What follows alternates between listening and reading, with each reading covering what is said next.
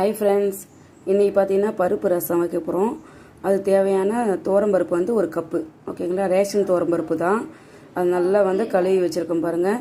தண்ணி வந்து உங்களுக்கு தேவையான அளவு ஊற்றி வச்சுங்க. இதிலே மஞ்சத்தூள், வெங்காயம், தக்காளி, அதுக்கப்புறம் இப்போ வந்து பருப்பு நல்லா கொதிக்குதுங்களா, அதில் வந்து மஞ்சத்தூள் போட்டாச்சு.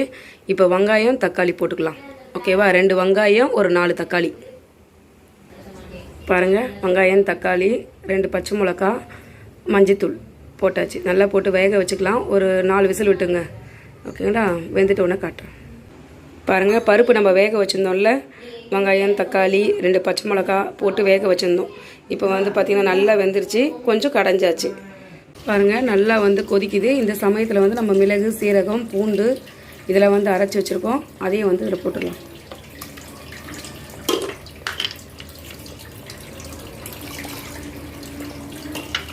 தேவையான தண்ணி